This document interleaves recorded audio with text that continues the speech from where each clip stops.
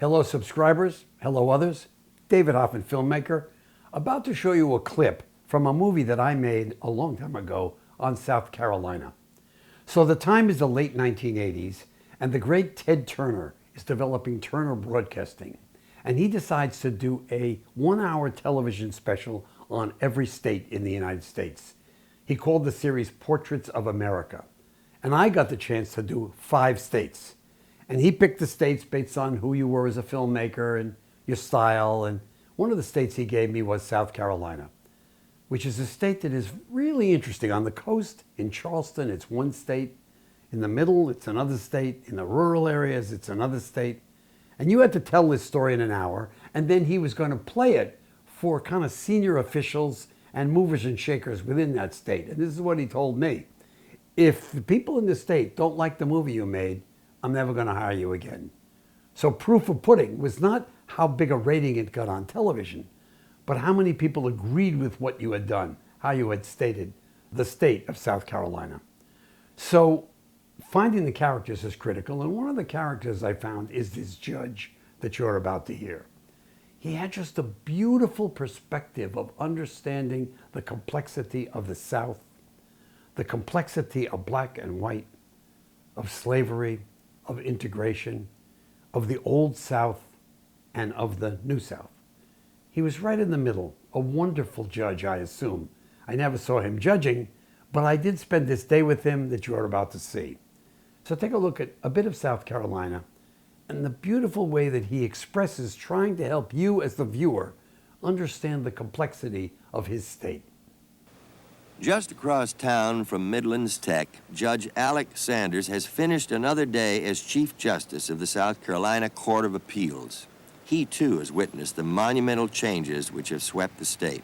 The great burden of South Carolina has been the specter of racism which hung over this state for more than a half century.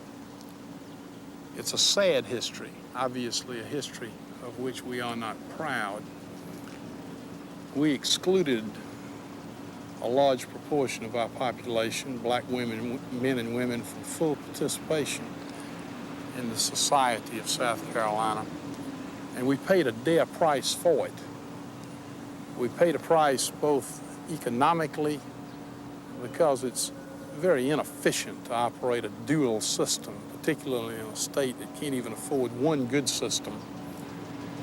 But even more than that, it's been a burden upon our soul, a moral wrong.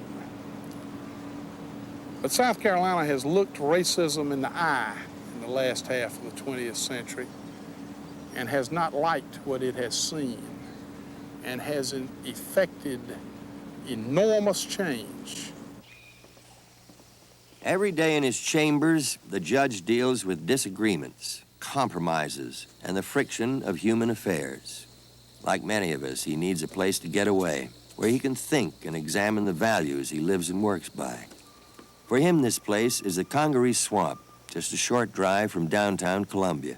It is altogether desirable, I think, that people who judge and presume to judge their fellow human beings come to places like this. If you come to a place like this, you get an acute appreciation of the fact that there's God's law and the law of nature, more powerful, more important, more viable than any law us judges deal with. And you aren't tempted, you see, to play cards that you weren't dealt. In the swamp, you can really be alone. This is a quiet world, mysterious and slow. It's been 15 or 20,000 years since anything really major happened here. What I like to do often on a fall afternoon is come out here and climb up in a tree with my deer rifle and read the United States Supreme Court reports.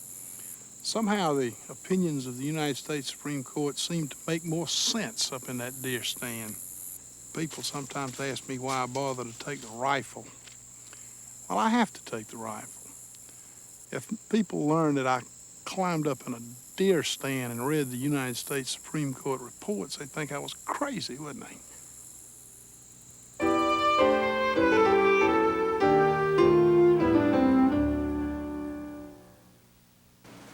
In almost every town in South Carolina, there's a monument to the Confederacy.